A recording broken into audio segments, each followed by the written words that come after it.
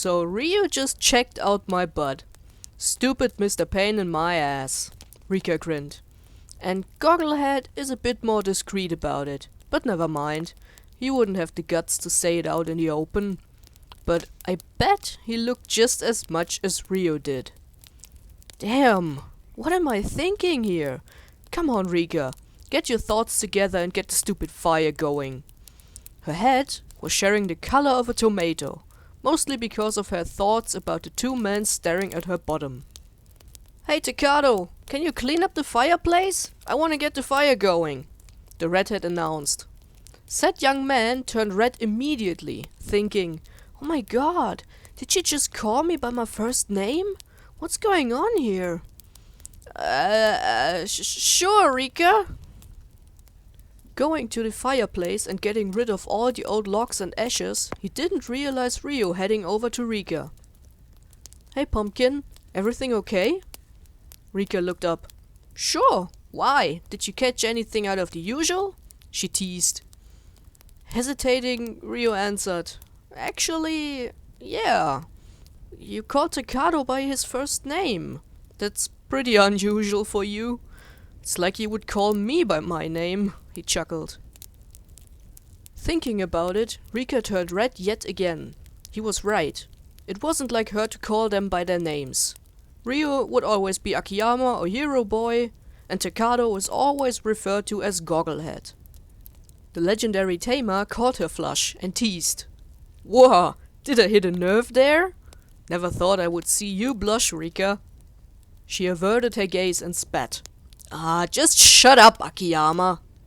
With that, she stormed off, leaving a really confused Ryo and an even more confused Takato at the fireplace. Sad Gogglehead looked confused at his brunette friend. What's her problem all of a sudden? What about the fire? The legendary tamer rolled his eyes. Are you really that stupid?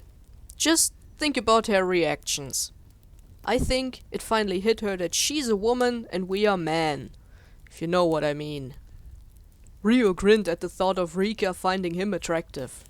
But it worried him that she showed the same reaction around Takato. She couldn't feel attracted to both of them.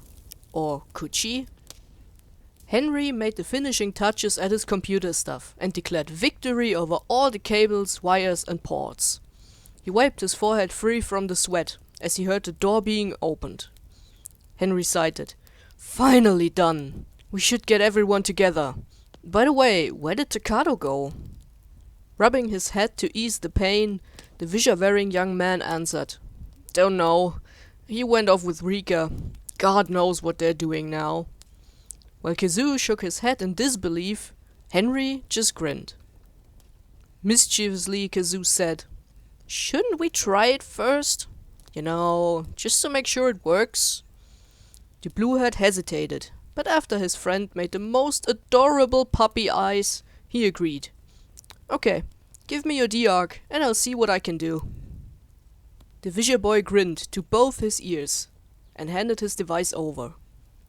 The computer genius put an USB into the hub of the D-Arc. Okay, let's try this.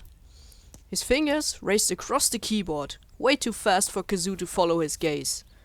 A few moments later, they could hear something over the static on the computer screen. Bzz. Stu! Kazu! You hear me?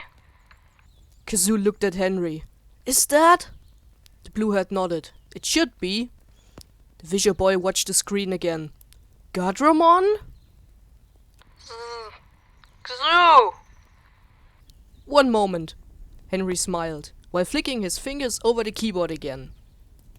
You should be able to see him now. Guilmon! Kazu yelled, with tears of joy.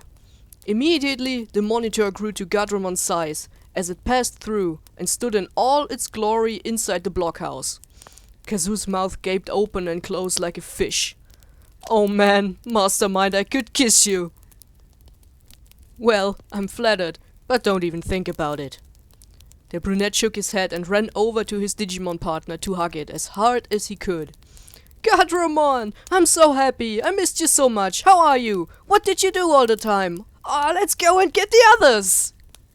Totally overwhelmed, all the robotic giant could say was, "Okay, you're the boss."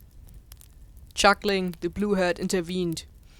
Guys, I don't want to kill your fun, but he's way too big for the door." Kazu turned around to retort something as his chin fell to the floor. Right behind Henry was a Guilmon-like figure floating around. Its shape was originally like Guilmon, but it had different colors. Guilmon's purple parts were black, the white parts moss green, and it had a black oval on his belly with a peace sign inside. His ears looked like leaves from a really relaxing plant, and one sharp tooth stood from his otherwise totally relaxed face. "Dude, what is that?" was all Kazu managed to say, while pointing behind his blue-haired fellow. The young man turned and jumped at the sight of what looked like Guilmon's stoned brother or something. "Whoa, what the?" The tiny thing landed on the table and smiled widely. "Dude, calm down. Relax." Somewhere between all the commotion, Kenta had joined them, and now all three of them looked as if a bus had hit them, as the little fellow spoke like a high Kazu.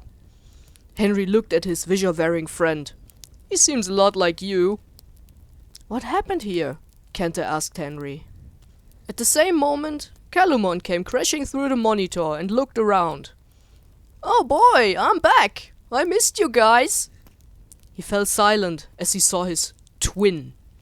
The computer genius tried to analyze the chaos and grabbed Kazu's D-Arc again. He looked into the port for the USB hub. As he saw the mess Kazu's green stuff had caused, he groaned loudly and threw his head back into his neck. Aggravation made its way up Henry's body. Alright, that's it for today's chapter. Wow, finally, some of the Digimon are back. We'll see what will happen next. I hope you guys enjoyed. Leave a comment down below if you have anything to say. I don't know, how I can improve or something. Press the like button, don't forget to subscribe, and I hope I see you guys in the next episode. Till then.